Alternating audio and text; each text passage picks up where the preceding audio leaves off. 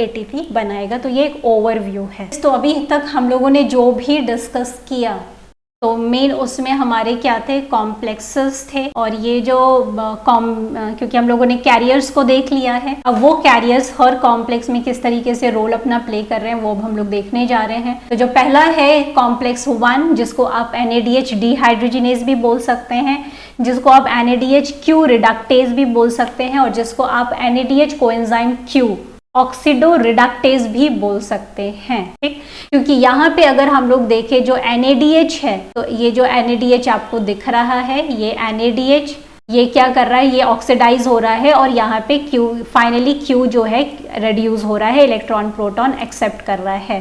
तो अगर आप सिर्फ इसी फिगर को ही बहुत ध्यान से देखें तो आपको समझ में आएगा कि यहाँ पे प्रोस्थेटिक ग्रुप, यानी पहले तो इन चीज़ों इसको देखते ही आप कुछ इम्पॉर्टेंट चीज़ नोट डाउन कर सकते हैं कि ये जो कॉम्प्लेक्स है ये कुछ L शेप्ड आपको दिख रहा होगा। ये लगभग 40, ये इतना बड़ा होता है, लगभग 42 to 45 पॉलीपेप्टाइड्स का ये बना होता है। ठीक है, तो तीसरी चीज़ आपको यहाँ पे दिख रही होगी कि यहाँ पे जो है, हाँ 40 to 40 पॉलीपेप्टाइड, सॉरी ये मैमेलियन सेल की बात हो रही है, पर बैक्टीरियल जो NADH डिहाइड्रोजिनेज कॉम्प्लेक्स होता है वो काफ़ी छोटा होता है। It is just compose of 14 core सब यूनिट। ठीक, तो बैक्टीरिया के केस में अगर हम लोग बात करें तो ये कंपोज होता है लगभग 14 कोर सब यूनिट्स का। तो और ये जो कोर यूनिट्स हैं ये एक तरह से कंजर्व्ड हैं, तो ऑलमोस्ट बैक्टीरिया टू ह्यूमंस तक में भी पाए जाते हैं। फिर उसके बाद मल्टीपल थोड़ा सा और एडिशन होता है। और ये अगर देखा जाए तो मैमेलियन की बात करें तो लगभग ये टोटल अगर इसका मास देखा जाए तो it is almost 1000 kilo Dalton, 1000 kilo Dalton, very big means, मैं लिख दे रही हूँ 1000 किलो डाल्टन अप्रॉक्सीमेट जो इसका कैलकुलेट किया गया है 1000 किलो डाल्टन। और ये जो है बेसिकली इसके पास क्या क्या आपको दिख रहा है वो आप देखकर भी बता सकते हैं कि इसके पास क्या है, फ्लेविन मोनोन्यूक्लियोटाइड जो कि टाइटली बाउंड प्रोस्थेटिक ग्रुप होता है। इसके पास और क्या है, यहाँ पे एक आयरन सल्फर इस तरीके से दिखाया गया है, बट लगभग 8 आयरन सल्फर क्लस्टर्स होते हैं जो कि ट्रांसफ़र करते हैं इलेक्ट्रॉन का, कहाँ से कहाँ इलेक्ट्रॉन का ट्रांसफ़र कर रहे हैं, फ्लेविन से क्यूनॉन तक, ये बीच में है फ्लेविन से क्यूनॉन तक का। तो जो अगर देखा जाए तो यहाँ पे आपको सीधे दिख रहा होगा कि पहले जो है NADH जो है वो अपना इलेक्ट्रॉन, यहाँ पे आप देख रहे हैं अपना, इसके पास कितने होंगे इलेक्ट्रॉन, प्रोटॉन होंगे, ये इसने 2 इलेक्ट्रॉन जो हैं वो FMN को दिए। FMN ने 2 इलेक्ट्रॉन लेके और 2 प्रोटॉन लेकर, 2 इलेक्ट्रॉन और यहाँ पे 2 प्रोटॉन लेकर, 2 प्रोटॉन कहाँ से लिए, माइटोकॉन्ड्रिया मैट्रिक्स से। ठीक है, तो ये ध्यान में रखना है। आई होप ये चीज़ क्लियर होगी क्योंकि दिखा दिया गया, this is outer mitochondrial membrane and this is inner mitochondrial membrane. तो यहाँ पे अगर हम लोग कॉम्प्लेक्स 1 देखें तो ये जो मेम्ब्रेन है, दिस मेम्ब्रेन ये बाइलिपिड लेयर होगी, तो दिस इज इनर मेम्ब्रेन। इस डायग्राम में आउटर मेम्ब्रेन नहीं दिखाई गई है, सिर्फ इस पार्ट को बड़ा किया गया है कि यहाँ पे आपकी ये जो कॉम्प्लेक्स एस्टैब्लिश है। तो यहाँ पे अगर आप देखें तो यहाँ पे 2 इलेक्ट्रॉन 2 प्रोटॉन साथ में ही FMN ने एक्सेप्ट किया और FMNH2 में कन्वर्ट हो गया। अब यहाँ पे अगर देखें तो आयरन सल्फर तो एक साथ 2 इलेक्ट्रॉन नहीं ले सकता, तो यहाँ पे जो दिखाया गया है कि एक एक इलेक्ट्रॉन अलग अलग 1 by 1 इलेक्ट्रॉन जो है ये ट्रांसफ़र कर रहा है, पर जो 2 प्रोटॉन है ये वापस मैट्रिक्स में भेज दिया। तो आप देख रहे हैं एक तरह से बैलेंसिंग हो गई कि जो भाई प्रोटॉन भी थे ना, पर आयरन सल्फर तो सिर्फ इलेक्ट्रॉन लेगा, प्रोटॉन नहीं लेगा, तो प्रोटॉन वापस से मैट्रिक्स में चले गए। ठीक, दूसरी चीज़ आप देख रहे होंगे इस शेप की अगर बात करें NADH की, तो काफ़ी ज़्यादा हिस्सा इसमें इंटीग्रेटेड है मेम्ब्रेन में, यानी ये हाइड्रोफोबिक, इसका ये जो पॉलीपेप्टाइड्स होंगी इतने एरिया की वो हाइड्रोफोबिक नेचर की होंगी और यहाँ पे हाइड्रोफिलिक नेचर की होंगी। तो आगे 1 by 1 इलेक्ट्रॉन ये आयरन सल्फर ले लिया।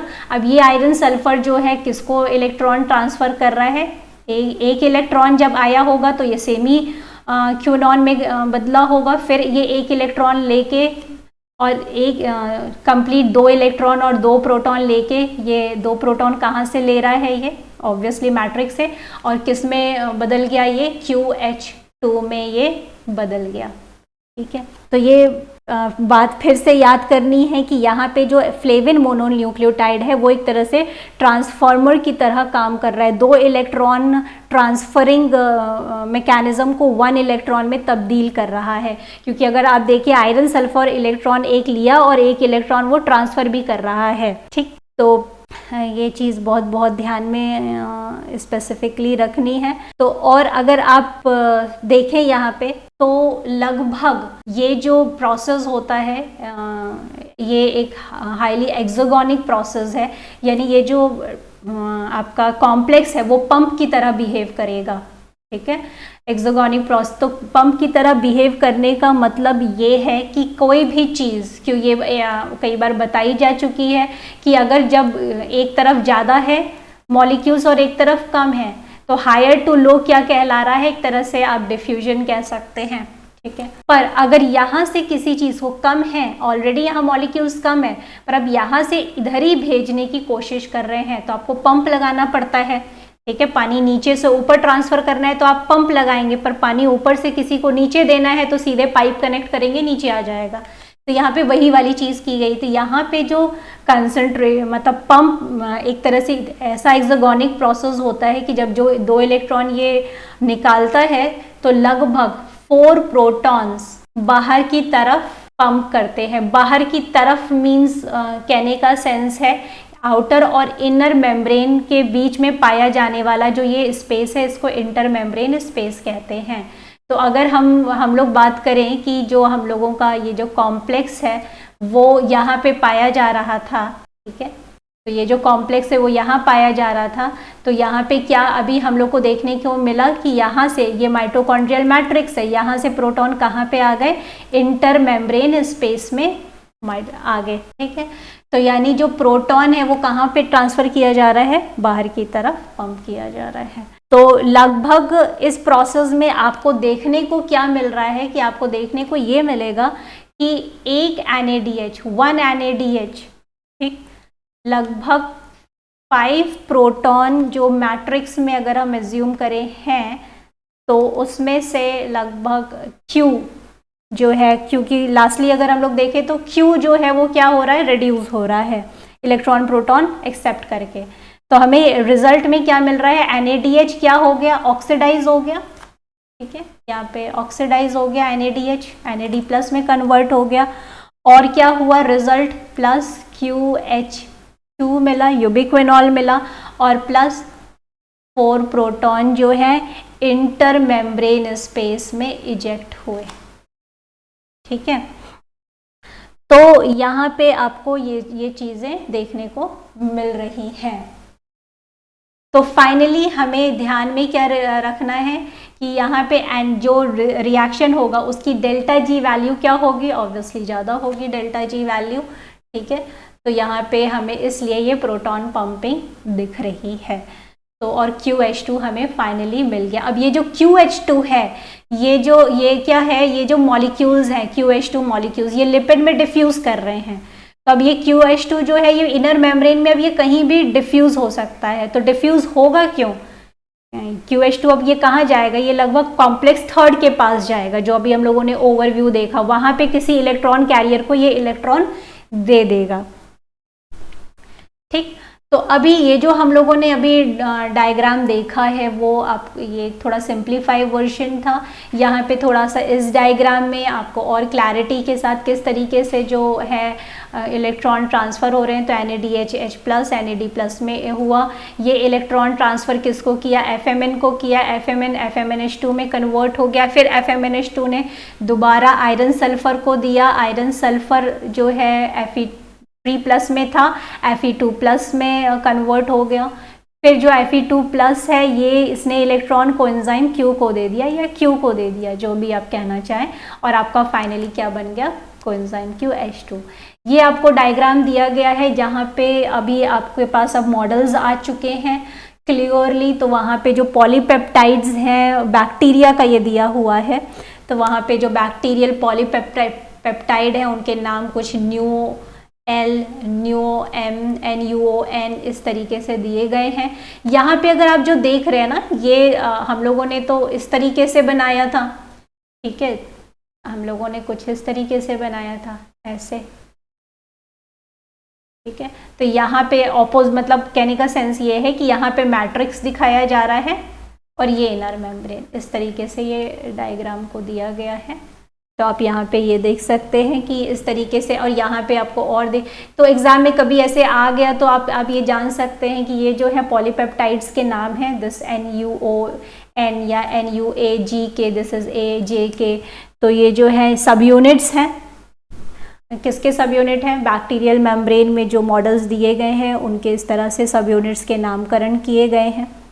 तो एक और हम लोग के पास रिजल्ट क्या आ गया है कि जो प्रोटॉन ऊपर की तरफ ट्रांसफ़र हो रहा है, 4 प्रोटॉन्स ऊपर की तरफ हो रहे हैं, तो आप कह सकते हैं कि यहाँ पे प्रोटॉन्स, अगर इनर मेम्ब्रेन में प्रोटॉन्स जो हैं वो ज़्यादा होंगे तो यहाँ जो है थोड़ा एसिडिक pH मेंटेन होगा, और यहाँ का pH जो है वो क्या होगा, प्रोटॉन कम हो रहे होंगे, तो यहाँ का जो प्रोटॉन है वो क्या होगा, H+ आयन कम है, तो यहाँ का जो pH होगा वो थोड़ा एल्कलाइन होगा, ठीक है। तो यस, अब हम लोग आते हैं कॉम्प्लेक्स 2 पे। तो अगेन कॉम्प्लेक्स 2 जो है वो क्या है, सक्सीनेट डिहाइड्रोजिनेज, उसका नाम सक्सीनेट कोएंजाइम Q रिडक्टेज या कॉम्प्लेक्स 2 भी कह सकते हैं। कुछ इस तरीके से यहाँ पे उसका डायग्रामेटिक प्रेजेंटेशन आपके सामने दिया हुआ है। अब आप यहाँ पे कलेक्टिवली इंफॉर्मेशन गैदर कर सकते हैं कि इसके पास भी क्या प्रेजेंट है, इसके पास फ्लेवोप्रोटीन है FAD, इसके पास क्या प्रेजेंट है, इसके पास प्रेजेंट है वैसा ही आयरन सल्फर सेंटर। अब अंतर क्या हो गया, वहाँ पे FMN प्रोस्थेटिक ग्रुप थे, यहाँ पे FAD प्रोस्थेटिक ग्रुप हैं, ठीक। और दूसरी चीज़ यहाँ पे है, जो इलेक्ट्रॉन देने वाला है वो NADH नहीं है, वो यहाँ पे कौन है, यहाँ पे है सक्सीनेट। ये वही वाला एंजाइम है जो कि हम लोग क्रेब्स साइकिल में देखते हैं। अभी हम लोगों ने ओवरव्यू में, अगर अभी जो जस्ट हम लोगों ने एक ओवरव्यू वाला डायग्राम देखा, देखिए यहाँ पे आपको क्लैरिटी के साथ दिया हुआ है कि जब TCA साइकिल में सक्सीनेट से फ्यूमरेट बन रहा होता है तो यहाँ पे कौन सा एंजाइम होता है, सक्सीनेट डिहाइड्रोजिनेज एंजाइम। वहाँ पे भी मेंशन किया था कि ETS से इसका लिंक है, तो SDH जो है, यही SDH एक्चुअली में लोकलाइज्ड कहाँ है, वो यहाँ पे लोकलाइज्ड है, ये है SDH। और ये SDH यहाँ क्रेब्स साइकिल में जो कर रहा था वही एक्चुअली में यही वो है, ठीक। तो यहाँ पे क्या होगा, SDH क्या कर रहा था, FADH2 का फॉर्मेशन कर रहा था। अब ये जो FADH2 है वो कॉम्प्लेक्स 2 में क्या जाके ऑक्सीडाइज होगा, ठीक है। तो यहाँ पे इस तरीके से ध्यान में आपको रखना है, ठीक। तो ये जो सेम FADH2 जो फॉर्म हुआ था वो यहाँ पे क्या हो रहा है, ऑक्सीडाइज हो रहा है ETS में, जो बात की थी कि इसका लिंक आपको वहाँ पे कराया जाएगा, ठीक। तो आप देख रहे हैं कि यहाँ पे क्या हुआ, सक्सीनेट जो है फ्यूमरेट में कन्वर्ट हुआ, ठीक। तो FADH2 का ये जो है फॉर्मेशन हुआ। अब ये जो FADH2 है इसने 2 इलेक्ट्रॉन जो एक्सेप्ट किए थे, ठीक है, during the transference conversion of succinate to fumarate, जो FADH2 का फॉर्मेशन हुआ था। अब ये FADH2 क्या करना है, एक्चुअली इस FADH2 का मेन मकसद है QH2 को, Q यहाँ पे को आई होप दिख रहा होगा, दिस इज Q, यहाँ पे Q दिया हुआ है, दिस इज QH2। इसका FAD का मकसद क्या है कि FADH2 जो बना, 2 इलेक्ट्रॉन 2 प्रोटॉन आ गए, 2 इलेक्ट्रॉन 2 प्रोटॉन क्विनॉन को दे देने का, पर ये दे क्यों नहीं रहा है डायरेक्टली इसको, क्योंकि पहले इसको किसको देना है, आयरन सल्फर यहाँ लोकलाइज्ड है, तो पहले क्या लेगा, आयरन सल्फर लेगा। पर आयरन सल्फर की क्या हैबिट होती है कि वो 1/1 ही ले सकता है, तो ये कैपेबिलिटी FADH2 के पास है कि वो 1/1 इलेक्ट्रॉन को दे देगा। अब ये 1 इलेक्ट्रॉन जो है 1/1 क्यूनॉन को देगा, फिर क्यूनॉन जो है 2 इलेक्ट्रॉन एक्सेप्ट करके और 2 प्रोटॉन मैट्रिक्स से एक्सेप्ट करके क्या बना लेगा, यूबीक्विनॉल, या यूबीक्विनॉल को हम लोग और क्या कहते हैं, QH2। तो अगर हम लोग के पास देखें तो यहाँ पे हमारे पास रिएक्शंस पूरा क्या आ जाएगा कि सक्सीनेट जो है वो Q, ठीक है, और फ्यूमरेट का फॉर्मेशन हुआ और फ्यूमरेट से फिर क्या बन रहा है आपके पास QHO। तो अगर हर जगह आप देखें तो इस तरह का कपलिंग रिएक्शन दिख रहा है, रेडॉक्स रिएक्शन दिख रहा है। अब यहाँ पे क्या हुआ, सक्सीनेट जो है ऑक्सीडाइज हुआ, फ्यूमरेट रिड्यूस हो गया, जो क्यूनॉन है वो इलेक्ट्रॉन प्रोटॉन एक्सेप्ट करके reduce हो गया QH2 में। तो succinate is oxidised and leads to the formation of fumarate. Quinone is accepting electron on proton and it is getting reduce. तो सक्सीनेट ऑक्सीडाइज हो रहा है और क्यूनॉन क्या हो रहा है, रेड्यूस हो रहा है, ठीक है। तो ये वाली चीज़ पहले तो क्लियर होनी चाहिए। नेक्स्ट चीज़ इसमें इस कॉम्प्लेक्स की एक इम्पॉर्टेंट जो एक अलग से जानकारी है जो कि बहुत इम्पॉर्टेंट भी है। तो यहाँ पे हमें ये ध्यान देने वाली बात है कि यहाँ इसके पास 2 और फ्लैवोप्रोटीन डीहाइड्रोजिनेज होते हैं। इसके पास 2 और अदर फ्लैवोप्रोटीन डीहाइड्रोजिनेज होते हैं, ठीक है। वो कौन कौन से हैं? एक है ETF यूबिक्विनोन oxido reductase. ETF, let me mention कहाँ लोकलाइज है ये। तो ये जो आपको ब्लैक कलर में इंडिकेट दिख रहा है, ठीक है, ये जो है ये क्या है, ETF Q oxidoreductase electron transferring flavoprotein. Full name is electron transferring flavoprotein Q oxidoreductase, ठीक है, या यूबिक्विनॉन आप कह सकते हैं। Q की जगह, अब यहाँ पे Q की जगह आप यूबिक्विनॉन ऑक्सीडो रिडक्टेज बोल दीजिए, Q की जगह आप कोएंजाइम Q ऑक्सीडो रिडक्टेज बोल दीजिए, या Q ऑक्सीडो रिडक्टेज बोल सकते हैं। और एक होता है ग्लिसरॉल 3-फॉस्फेट डीहाइड्रोजिनेज। ग्लिसरॉल 3-फॉस्फेट डीहाइड्रोजिनेज वो कहाँ है, वो ये है, ग्लिसरॉल 3-फॉस्फेट डीहाइड्रोजिनेज। याद हो मैलेट एस्पार्टेट शटल और ग्लिसरोफॉस्फेट शटल की बात हो रही थी, तो यहाँ पे वहाँ पे इसका जिक्र हुआ था। तो ये वही है जो यहाँ पे आपको क्लैरिटी के साथ बताया जा रहा है कि वो एंजाइम एक्चुअली कहाँ पे लोकेटेड है।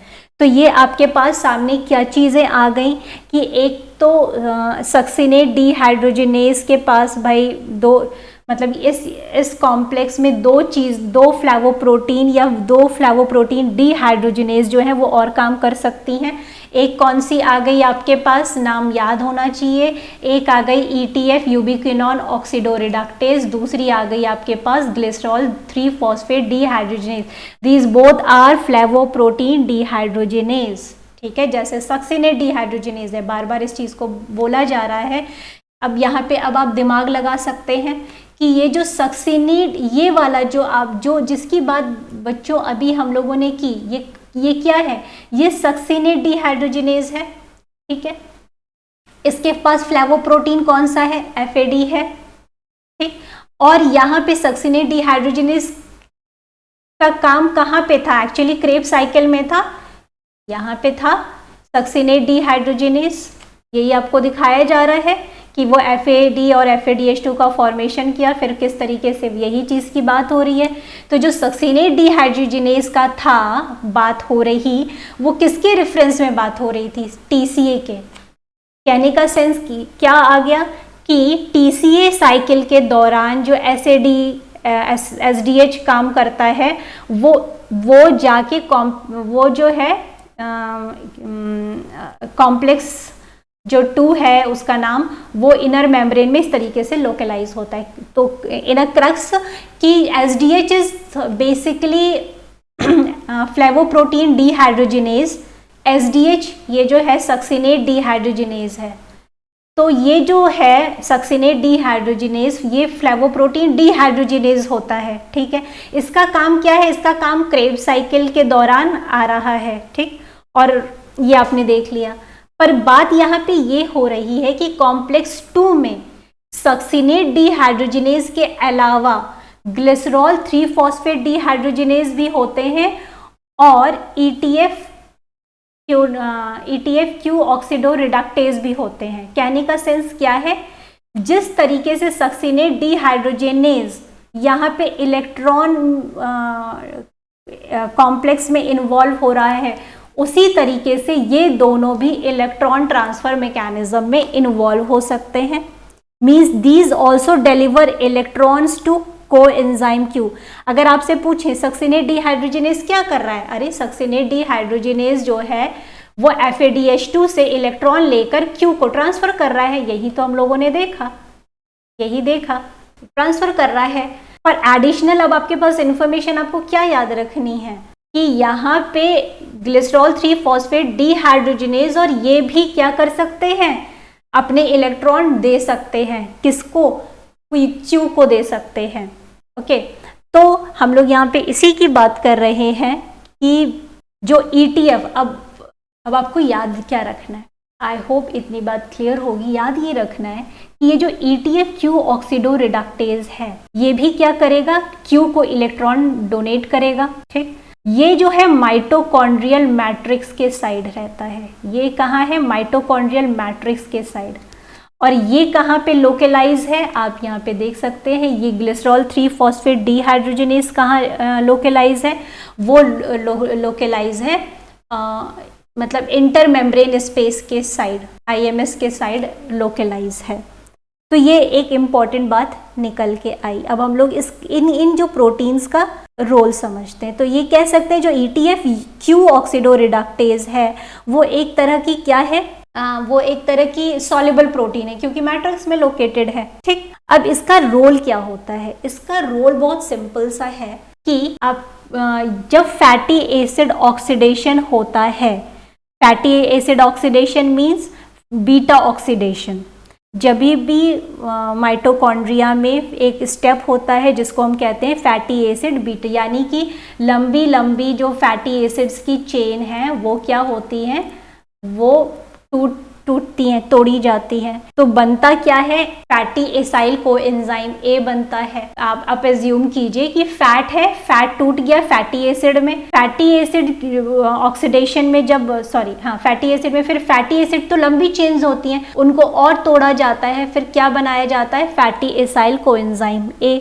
अब ये जो फैटी एसाइल कोएंजाइम A है वो क्या करते हैं, वो इन्वॉल्व होता है, मतलब उसमें एसाइल कोएंजाइम A डिहाइड्रोजिनेज जो एंजाइम होते हैं वो क्या करते हैं, फैटी एसाइल कोएंजाइम A को इनॉइल कोएंजाइम A में कन्वर्ट करते हैं। मींस आप ऐसा समझ सकते हैं for your very easy understanding कि फैटी एसिड यानी बीटा ऑक्सीडेशन जब होता है, फैटी एसिड जब टूटता है, तो ये जो एंजाइम है ये 2 इलेक्ट्रॉन का ट्रांसफर शुरू करते हैं। कहाँ से ये 2 इलेक्ट्रॉन आ रहे हैं, दिमाग लगाएंगे तो आपको मिलेगा फैटी एसाइल कोएंजाइम A जो है ये 2 इलेक्ट्रॉन ट्रांसफर कर रहा है। ठीक है, ये ट्रांसफर कर दिया। अब ये देगा किसको, ये देगा FAD को दे दिया।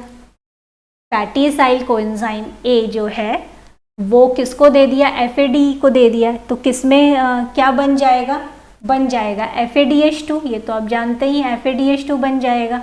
ये FADH2 जो है वो मान लेते हैं FADH2, यहाँ पे हम FADH2, अब इसको रीऑक्सीडाइज किया जाएगा या कह सकते हैं ऑक्सीडाइज किया जाएगा। अब इस FADH2 को ऑक्सीडाइज कौन करता है, ETF क्यू ऑक्सीडो रिडक्टेज, ये ऑक्सीडाइज करता है। और इस भाई ये जो 2 इलेक्ट्रॉन थे, इसको 2 इलेक्ट्रॉन कहाँ गए, FAD के पास। FAD किस में कन्वर्ट हो गया, FADH2 में। अब फिर FADH2 क्या है, इसके संपर्क में आता है ETF के कोएंजाइम क्यू ऑक्सीडो रिडक्टेज में।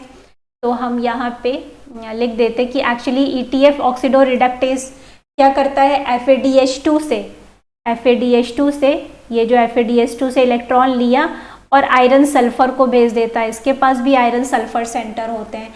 फिर ये आयरन सल्फर से कहाँ चला जाता है, क्यूनॉन के पास चला जाता है। फिर क्यूनॉन जो है किस में कन्वर्ट हो जाएगा, 2 इलेक्ट्रॉन 2 प्रोटॉन लेने के बाद QH2 में कन्वर्ट हो जाएगा।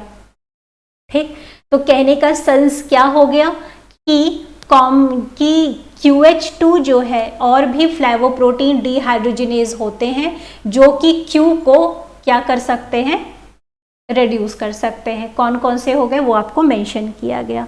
उसी तरीके से ग्लिसरॉल 3 फॉस्फेट डिहाइड्रोजिनेज है जो क्या करता है, ग्लिसरॉल 3 फॉस्फेट को, ये आपको याद होना चाहिए, डिस्कस हुआ था, ग्लिसरॉल 3 फॉस्फेट को डाईहाइड्रोक्सी एसीटोन फॉस्फेट में कन्वर्ट करता है। इस प्रोसेस में ये ऑक्सीडाइज हो रहा है, 2 इलेक्ट्रॉन फिर से आएंगे। अब ये 2 इलेक्ट्रॉन किसको चले जाएंगे, FAD को। ये काम कर कौन रहा है, ग्लिसरॉल 3 फॉस्फेट डिहाइड्रोजिनेज। ये 2 इलेक्ट्रॉन जो FAD को गए तो वो किसमें कन्वर्ट होगा, FADH2 में कन्वर्ट होगा। फिर ये FADH2 अल्टीमेटली किसको इलेक्ट्रॉन ट्रांसफर कर देगा, क्विनॉन को। क्विनॉन किस में बदल जाएगा, UB क्विनॉल में। तो एक्चुअली में ये जो पूरी बात है यहाँ हम लोगों के सामने क्या आ गया कि no doubt succinate dehydrogenase it's a part of complex 2, right.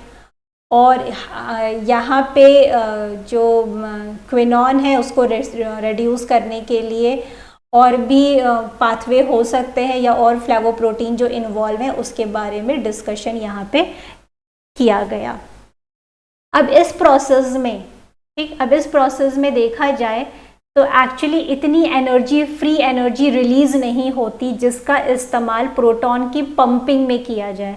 तो कहने का सेंस ये है जो कॉम्प्लेक्स 2 है वो पंपिंग में इन्वॉल्व नहीं होता, यानी वो प्रोटॉन का पंप मैट्रिक्स से इंटर मेम्ब्रेन स्पेस में नहीं करता। कॉम्प्लेक्स फर्स्ट तो कर रहा था पर ये नहीं करता। क्यों नहीं करता, because the free energy change of the overall reaction is too small, so no proton pump is occurring over here complex 2। okay, तो अब आप इसको मॉडल या जो भी एक्सरे क्रिस्टलोग्राफी का जो डायग्राम है, जो मॉडल प्रपोज किए हुए हैं, आप यहाँ पे भी इसको देख सकते हैं। ये दिया गया है मैट्रिक्स की साइड में किस तरीके से यहाँ पे ओरिएंट किया गया है। यहाँ पे आप देख सकते हैं कि ये मेम्ब्रेन पे धंसा हुआ हिस्सा है जो अभी हम लोगों ने कुछ ऐसा बनाया था, राइट, तरीके से जो बनाया था। तो ये मैट्रिक्स में था, ये यहाँ पे थोड़ा सा पार्ट उसका इंटर मेम्ब्रेन में भी इंटीग्रेटेड था। तो इस तरीके से आप देख रहे हैं यहाँ पे दिखाया गया कि किस तरीके से FAD जो है वो ट्रांसफ़र कर रहा है इलेक्ट्रॉन्स को। तो यहाँ पे 2 आयरन 2 सल्फर, फिर 4 आयरन 4 सल्फर, 3 आयरन 4 सल्फर। हम लोग जानते हैं different type of iron sulphur proteins होते हैं। ये आयरन सल्फर प्रोटीन्स, क्योंकि यहाँ हम लोगों ने जो दिखाया वहाँ पे क्या दिखाया था कि एक आयरन सल्फर प्रोटीन्स हम लोग मेंशन करते हैं, क्योंकि इतना डिटेलिंग जाने की तो हम लोगों ने सिर्फ एक आयरन सल्फर इस तरीके से दिखा दिया। But what you can see over here कि एक्चुअली में हमें इस तरीके से दिख रहा है कि इतने सारे आयरन, क्योंकि आयरन सल्फर क्लस्टर्स में फॉर्म प्रेजेंट होता है ना, तो वो किसी भी वे में अरेंज होके और फिर फाइनली किसको ट्रांसफ़र कर रहा है, UB क्विनॉन को। ठीक, तो ये हम लोगों ने देखा।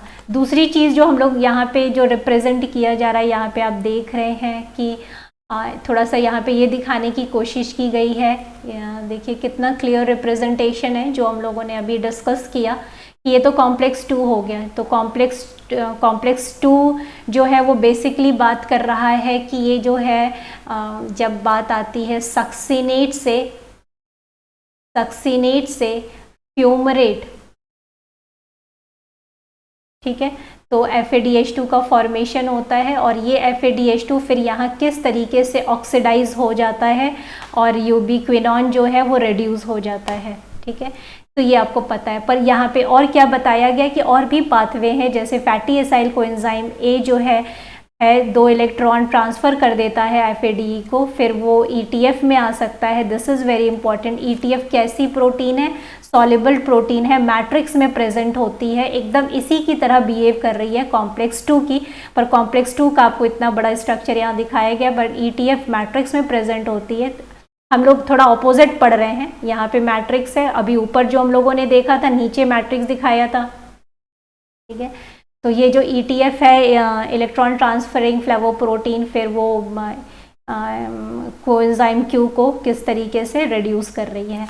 फिर एक और हमारे पास, एक तो ये आ गई, एक और ये है, दूसरा पाथवे है कि ग्लिसरॉल से जब 3-फॉस्फेट से, तो ये पूरा यहाँ पे भी क्या हो रहा है, FAD जो है फाइनली Q को रिड्यूस करने के लिए रिस्पॉन्सिबल है। तो यहाँ पे 2 और पाथवे इंटीग्रेटेड किए गए हैं, जहाँ पे दिखाया गया है कि वो भी फ्लेवोप्रोटीन डिहाइड्रोजिनेज हैं और Q को रिड्यूस करेंगे। नेक्स्ट हम लोग आते हैं कोएंजाइम Q, साइटोक्रोम C ऑक्सीडोरिडक्टेस, या कॉम्प्लेक्स 3 बोलें इसको, या बोल सकते हैं साइटोक्रोम BC1 कॉम्प्लेक्स। ओके, तो ये जो कॉम्प्लेक्स है, यहाँ नाम से ही समझ में आप लोगों को आ गया होगा कि जो कोएंजाइम Q रिड्यूस हुआ है, कैसे रिड्यूस हुआ है, NADH1 से रिड्यूस हो रहा है, सॉरी कॉम्प्लेक्स 1 से रिड्यूस हो रहा है, कॉम्प्लेक्स 2 से रिड्यूस हो रहा है, और कहाँ से उसने इलेक्ट्रॉन पकड़ लिया है, उसने और इलेक्ट्रॉन कहाँ से, और भी जो पाथवे हैं वहाँ से भी इलेक्ट्रॉन ले लिया है।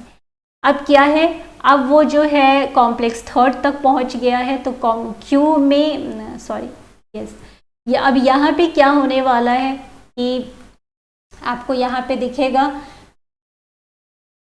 जो QH2 है, अब ध्यान से बहुत देखना है तो ही क्लियर होगा।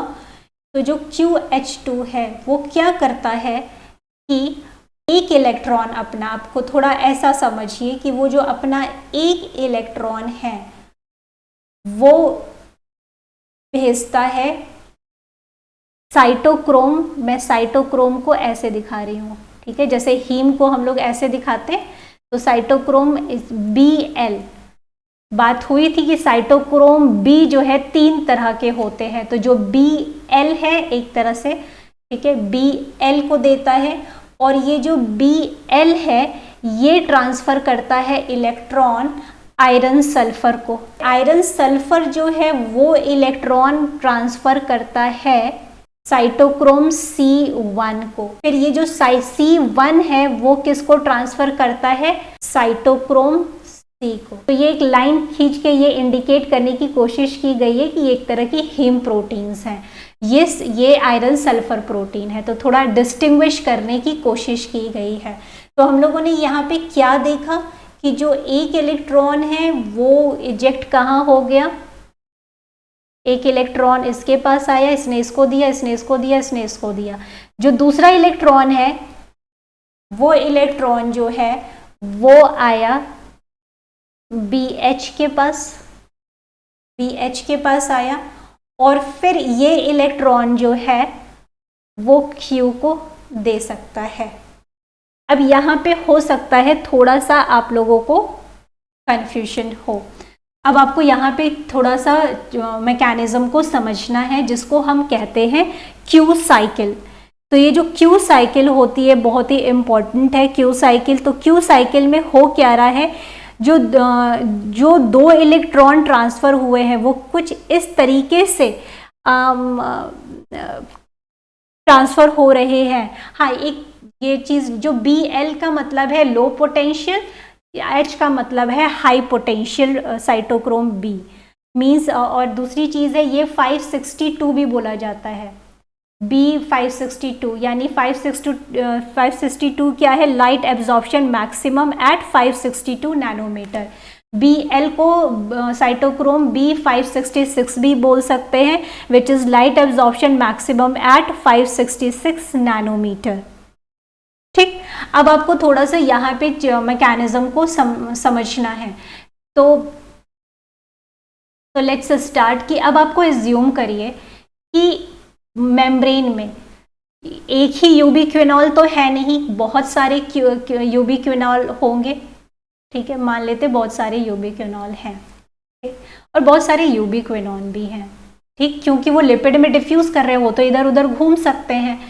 तो अब ये समझिए कि ये यूबिक्विनॉल जिसके पास 2 इलेक्ट्रॉन 2 प्रोटॉन हैं, वो क्या कर रहा है, उसने अपना एक इलेक्ट्रॉन Bl और आयरन सल्फर उधर दे दिया, ठीक है, एक इलेक्ट्रॉन, और उसी समय इसने अपना एक इलेक्ट्रॉन किसको दे दिया, अपना एक इलेक्ट्रॉन BH को दिया, और BH ने एक खाली बैठा हुआ क्विनॉन घूम रहा था, है ना, वो ऐसे ही घूम रहा होगा, राइट, उसने कोई इलेक्ट्रॉन लिया नहीं था, इसने इसको दे दिया। तो अब आप दिमाग लगाएंगे कि फिर ये क्या हो जाएगा, ये सेमी यूबिक्विनॉन बन के बैठा रहेगा।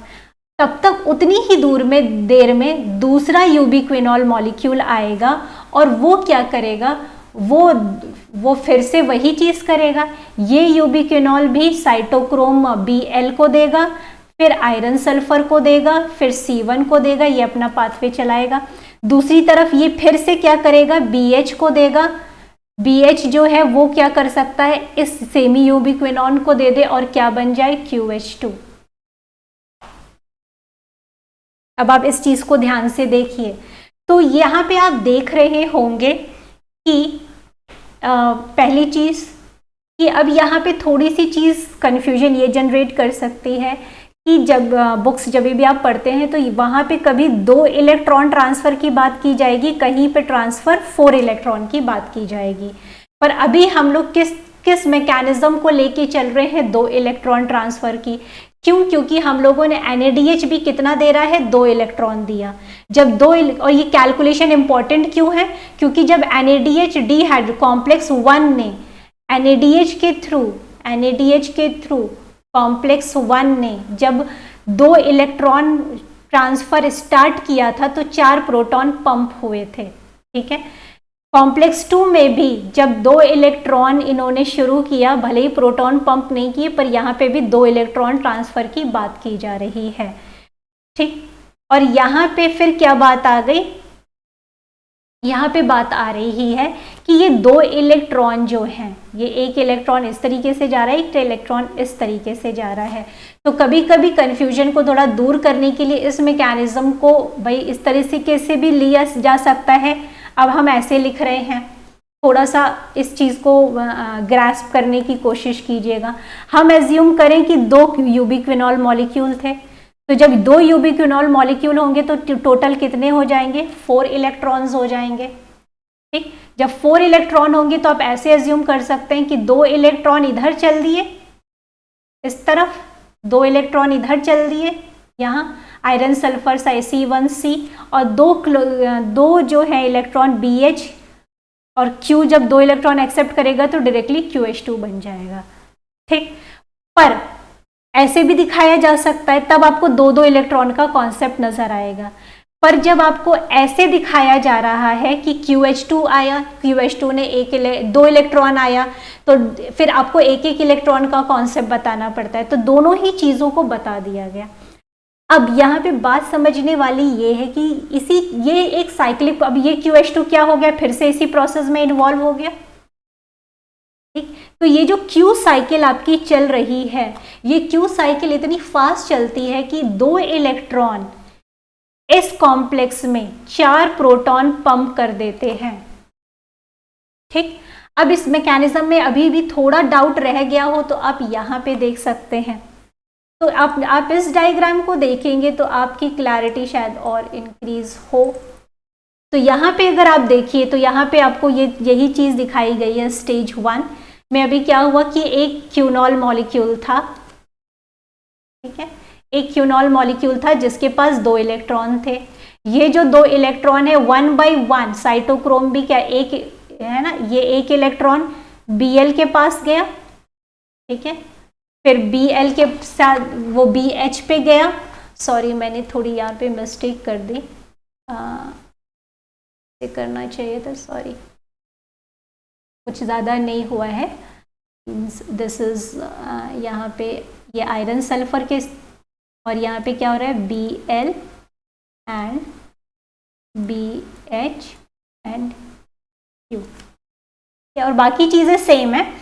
तो यहाँ पे क्या हुआ, यहाँ पे अगर आप देखें तो क्या हुआ, Bl एक इलेक्ट्रॉन, फिर BH एक इलेक्ट्रॉन, फिर यहाँ पे QH एक सेमी क्यूनॉन होगा जो कि एक प्रोटॉन एक्सेप्ट, भाई एक क्यूनॉन जो है फॉर एग्जांपल जस्ट अभी जो हमने समझाया बस उसी को रिलेट करना है। ये जो BH 2 इलेक्ट्रॉन थे, एक इलेक्ट्रॉन इधर जो गया वो Bl के पास गया, फिर एक इलेक्ट्रॉन Bl ने अपना BH को दिया, BH ने अपना एक इलेक्ट्रॉन इस क्यूनॉन मॉलिक्यूल को दिया और ये क्यूनॉन मॉलिक्यूल एक प्रोटॉन एक्सेप्ट करके क्या बन गया, सेमी क्विनॉन मॉलिक्यूल बन गया। उसी समय इसके पास क्योंकि 2 इलेक्ट्रॉन थे तो ये वाला इलेक्ट्रॉन जो है ऊपर वाला इलेक्ट्रॉन ये यहाँ पे गया और ये बनाया, ये वाला इलेक्ट्रॉन आयरन सल्फर के पास आया, आयरन सल्फर के पास से C1 में गया, C1 के पास से C में गया, ठीक है, साइटोक्रोम C में गया। अब यहाँ पे आप देख रहे होंगे जो साइटोक्रोम C है वो इस लाइन के बाहर है। क्यों? क्योंकि ये साइटोक्रोम C जो है वो कॉम्प्लेक्स थर्ड का हिस्सा नहीं होता है। साइटोक्रोम C एक तरह से लिपिड डिफ्यूज, जैसे कि क्यूनॉन मॉलिक्यूल ऐसे ऐसे घूम सकता है, डिफ्यूज कर सकता है, वैसे भी साइटोक्रोम C देखिए अलग से यहाँ बनाया गया है। ये साइटोक्रोम C 2 इलेक्ट्रॉन लेने के बाद कहाँ चला जाएगा, कॉम्प्लेक्स 4 की तरफ मूव कर जाएगा। तो यानी ये मूवेबल है, ठीक।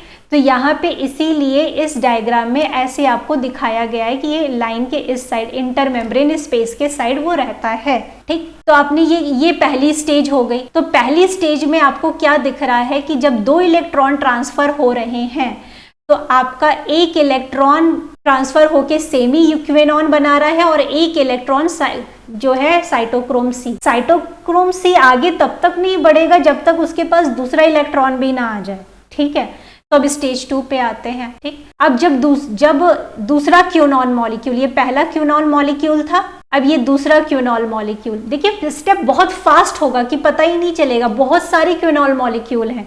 क्योंकि जब आप कोई चीज़ आपके पास 100-150 आप जैसे बच्चे हों तो क्या होगा, कोई चीज़ ट्रांसफ़र करनी है तो बहुत स्पीड में ट्रांसफ़र होगी, ठीक। तो यहाँ पे भी वही हो रहा है। तो दूसरा क्यूनॉल मॉलिक्यूल क्या कर रहा है, एक इलेक्ट्रॉन दिया Bl को, फिर Bl ने अपना इलेक्ट्रॉन जो है साइटोक्रोम BH को दिया।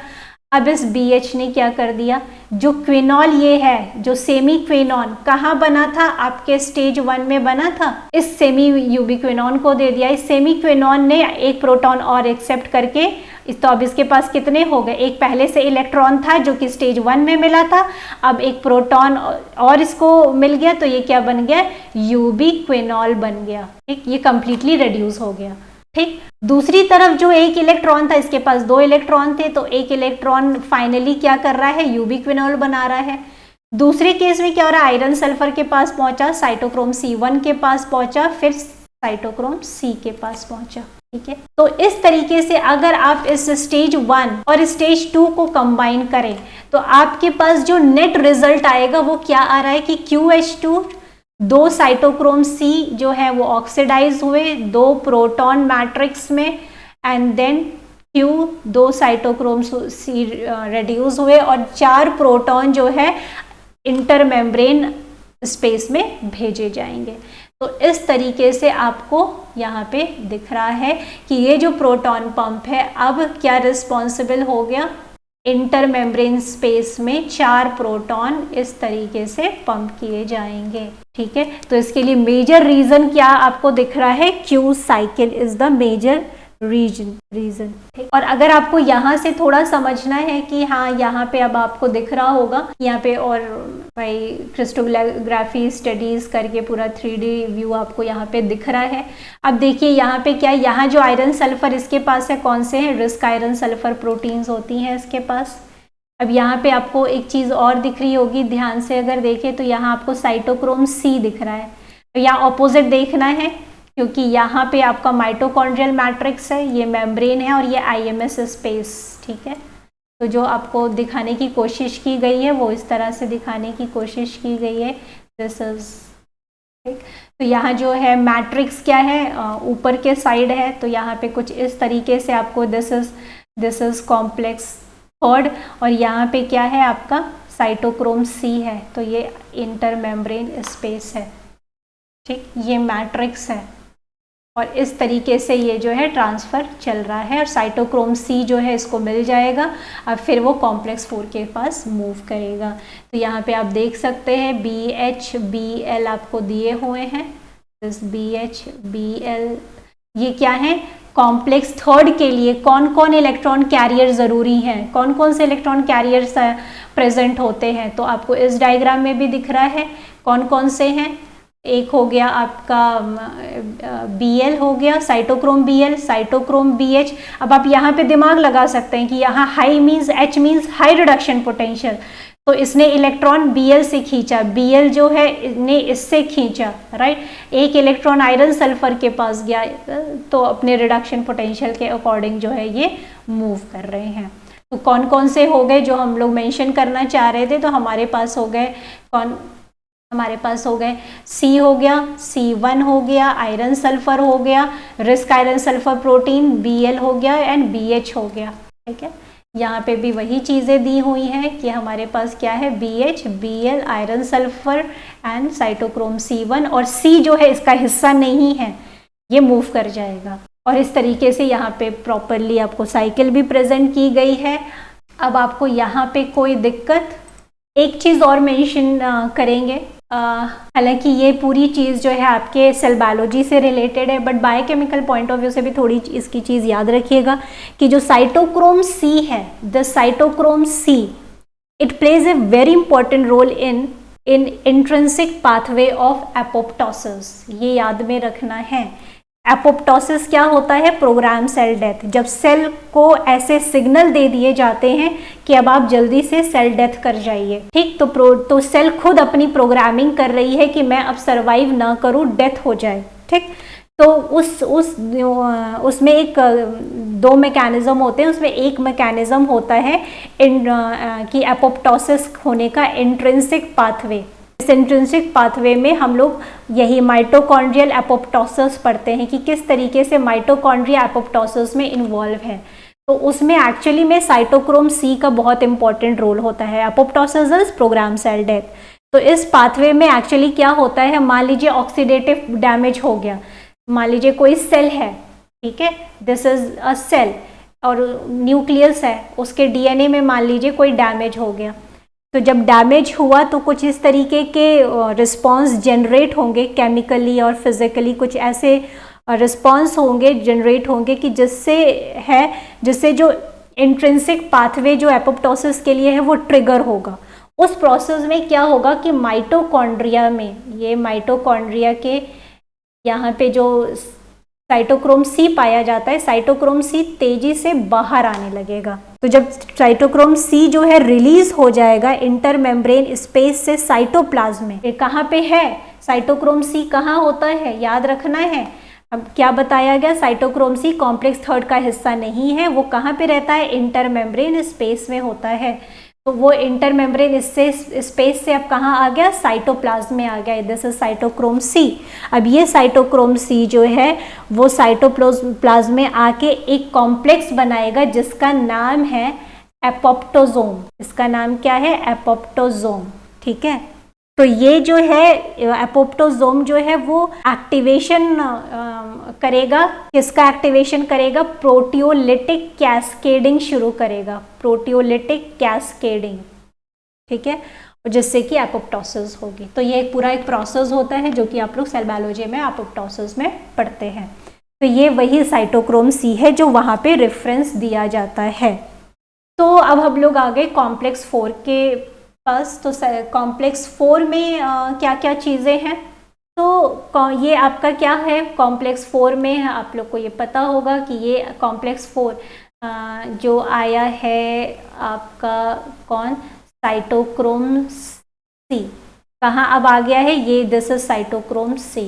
साइटोक्रोम सी अब क्या लेकर आया है, साइटोक्रोम सी इलेक्ट्रॉन लेके आया है। तो अब ये जो इलेक्ट्रॉन है वो ट्रांसफ़र शुरू करेंगे, ठीक। तो जो फाइनल स्टेज होती है इलेक्ट्रॉन ट्रांसपोर्ट की वो साइटोक्रोम सी ऑक्सीडेज के द्वारा गवर्न होती है। ये एक माइटोकॉन्ड्रियल एंजाइम है और ये एक्चुअली में एक तरह से लार्ज होमोडाइमरिक कॉम्प्लेक्स होता है, डायमेरिक, और ये लगभग जो है जो होमोडायमेरिक कॉम्प्लेक्स है तो यानी 2 डायमर का बना हुआ है, तो एक मोनोमेरिक यूनिट जो है इसकी वो लगभग 13 सब यूनिट की होती है। 13 सब यूनिट्स होते हैं, 13 सब यूनिट, जिसमें कि 28 ट्रांस मेम्ब्रेन हेलाइसेस होती हैं। तो ये थोड़ा सा क्लियर होना चाहिए। पर बैक्टीरियल साइटोक्रोम जो सी है, बैक्टीरियल साइटोक्रोम सी ऑक्सीडेज जो है वो लगभग 4 सब यूनिट की ही होती है, वो लगभग 4 सब यूनिट की होती है। ठीक है, तो ये इतनी बात समझ में आ गई होगी आई होप। अब ये जो साइटोक्रोम सी ऑक्सीडेज होता है इसके पास 2 हीम्स होते हैं, जैसे कि कॉम्प्लेक्स 3 के पास 2 हीम्स थे, cytochrome B and cytochrome C1। उसके पास कौन कौन से थे? Cytochrome C1 and cytochrome B, और B में भी 2 टाइप, BL एंड BH। तो ये जो साइटोक्रोम A और A3 कहाँ प्रेजेंट होते हैं? ये प्रेजेंट होते हैं कॉम्प्लेक्स 4 में। ठीक, अब आप साइटोक्रोम A3, तो अगर साइटोक्रोम A3 की बात करें तो व्हाट वी हैव डिस्कस कि किसके पास जो है वो ज़्यादा कैपेबिलिटी है रिडक्शन पोटेंशियल की, तो वो है A3। ये याद होना चाहिए आप लोगों को। तो जो A और A3 है वो बेसिकली एक पहली सब यूनिट 1 से अटैच होती है, इंटर मेम्ब्रेन से ही एसोसिएटेड जो सब यूनिट होती है उसी से अटैच होती है A और A3, और इनके पास इन साइटोक्रोम A एंड A3 के पास वेरी इंपॉर्टेंट 2 कॉपर सेंटर्स होते हैं, 2 कॉपर सेंटर्स होते हैं जिनको आप कहते हैं कॉपर A और कॉपर B। जो कॉपर B होता है वो लाइगेटेड होता है 3 हिस्टिडीन रेसिड्यूज से, और जो A3 के पास होता है the iron of A3 means it is what, it is a heme protein, just mention me. जो iron of heme A3 and copper B is ये याद रखना, इज अ बाइन्यूक्लियर सेंटर। ठीक, तो जो A3 के पास जो हीम है और इसके पास भाई एक तो आयरन हो गया और एक कॉपर हो गया। ठीक, तो ये जो एसोसिएशन है A3 में क्या प्रेजेंट है? आयरन प्रेजेंट है और कॉपर भी उससे एसोसिएटेड है, बहुत क्लोजली एसोसिएटेड होता है। तो आपको क्या इमेजिन करना है कि A3 एक जो हीम प्रोटीन होती है उसके पास आयरन है, उसी से ही क्लोजली अटैच होता है कॉपर, जिसको हम कहते हैं कॉपर B, और इस तरीके से ये बाई न्यूक्लियर सेंटर कहलाता है। ठीक है, और ये दोनों ही मिलके क्या एक सिंगल यूनिट की तरह, ये बाइन्यूक्लियर सेंटर क्या है? एक सिंगल यूनिट की तरह ही काम करेंगे। क्या करने के लिए? इलेक्ट्रॉन ट्रांसफर करने के लिए। तो ये ध्यान में रखना है। जो कॉपर A सेंटर होता है, ये जो है 2 कॉपर एटम का बना होता है। कॉपर A सेंटर जो है वो 2 कॉपर एटम्स का बना होता है एंड इज एसोसिएटेड विद सब यूनिट फाइनली। तो ये बहुत अच्छे से ध्यान में रखना है कि यहाँ पे इस तरीके के साइटोक्रोम क्या याद रखना है? साइटोक्रोम A और A3 होते हैं हीम प्रोटीन्स, और प्लस में क्या होता है? 2 कॉपर सेंटर्स होते हैं जिनके नाम क्या है? Copper A and copper B। ठीक, जो कॉपर B है वो हीम A3 के आयरन के साथ एक बाई न्यूक्लियर सेंटर बनाता है। तो यानी copper B is associated with A3, और कॉपर A जो है वो अलग से एक सेंटर बनाता है जिसका नाम है कॉपर A सेंटर, जो 2 कॉपर एटम का बना होता है and it is located in सब यूनिट। तो अब हमारे पास दिमाग में क्या आ चुका है कि yes, as a name indicate cytochrome C oxidase, यानी ये कॉम्प्लेक्स में क्या हो रहा है? साइटोक्रोम C का ऑक्सीडेशन हो रहा है। क्यों हो रहा है? क्योंकि साइटोक्रोम C जो है रेड्यूस होके आया है। कहाँ से आया है? कॉम्प्लेक्स 3 से वो 2 इलेक्ट्रॉन्स लेकर आया है, और अब ये यहाँ पे ऑक्सीजन को वो 2 इलेक्ट्रॉन्स देने वाला है। हम लोग 2 इलेक्ट्रॉन्स की बात कर रहे हैं क्योंकि ये साइकिल तो बार बार चलती रहेगी। ठीक है। तो यहाँ पे क्या होता है, तो what is it, complex 4 is catalysing the transfer of electron from reduce cytochrome C to oxygen. ठीक है, तो यहाँ पे सबसे पहला स्टेप क्या होता है, जो साइटोक्रोम C है, अब यहाँ पे ध्यान में देना है आपको। इस तरीके से हम लोग हीम प्रोटीन्स को इंडिकेट कर देते हैं, सिंबलाइज कर देते हैं। तो यहाँ पे एक एक इलेक्ट्रॉन 1 बाय 1 एक्सेप्ट होगा। ठीक, सॉरी, यहाँ पे सबसे पहले किसके पास जाएगा, पहले जाएगा ये कॉपर A के पास। ठीक है, उसके बाद जो है ये जाएगा साइटोक्रोम A के पास। ठीक, तो यहाँ पे फिर आप दिखाना चाहे तो 1 इलेक्ट्रॉन दिखा सकते हैं, क्योंकि वैसे ही चलेगा। फिर आप क्या दिखा सकते हैं कि यहाँ पे फिर से 1 बाय 1 इलेक्ट्रॉन इससे कौन खींच लेगा, साइटोक्रोम A3 इससे ले लेगा। और A3 actually this is A3 is associated with copper B। तो अब किसके पास आएगा, कॉपर B के पास। और कॉपर B से ये जो बाई न्यूक्लियर सेंटर है, एक तरीके से साथ ही में काम कर रहे हैं। तो अब यहाँ पे आपका क्या होगा, ये इलेक्ट्रॉन जो है half oxygen plus 2 proton will indulge to form 1 water molecule by the transference of 2 electron। तो साइटोक्रोम C ऑक्सीडेज, ठीक, लार्ज होमोडाइमेरिक कॉम्प्लेक्स है, 2 मोनोमेरिक प्रोटीन मिलके बनाती हैं, 13 सब यूनिट का होता है। ठीक, तो these are in the information for this, right. और उसके बाद आपको क्या क्या चीज़ें याद रखनी है, आपको ये याद रखना है कि कॉपर A इसमें होता है। अब यहाँ कॉपर A सेंटर दिया हुआ है, तो ध्यान में ज़रूर रखना है कि कॉपर A सेंटर का मतलब क्या है, यहाँ 2 कॉपर एटम्स हैं, ठीक है, जो पार्टिसिपेट कर रहे हैं इस तरह के 1 बाय 1 इलेक्ट्रॉन ट्रांसफरिंग के लिए। ये कॉपर A साइटोक्रोम A के साथ को ट्रांसफ़र करती है, A3 को ट्रांसफ़र करता है। पर ध्यान क्या रखना है, A3 और कॉपर B मिलके एक बाई न्यूक्लियर सेंटर बना रहे हैं। उसके बाद फाइनली ये किसको ट्रांसफ़र करते हैं, इसको ऑक्सीजन को, और ऑक्सीजन क्या बना लेता है, वाटर मॉलिक्यूल। ठीक, तो अब हमारे पास यहाँ पे जो सीक्वेंस आ गया, वो सीक्वेंस क्या आ गया, वो सीक्वेंस ये आ गया कि साइटोक्रोम C।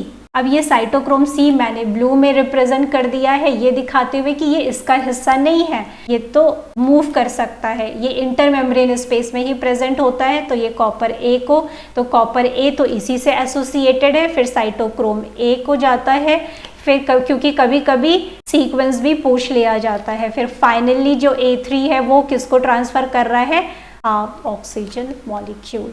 ठीक है, अब यहाँ पे कितने इलेक्ट्रॉन ट्रांसफ़र की बात हो रही है, 2 इलेक्ट्रॉन ट्रांसफ़र की बात हो रही है। यहाँ पे अगर आप लिखना चाहें कि मैं मेरे याद में रहे, तो यहाँ पे कॉपर B सेंटर लिख सकते हैं, और यहाँ पे 2 कॉपर एटम्स लिख सकते हैं। इम्पॉर्टेंटली इस प्रोसेस में भी क्या होता है,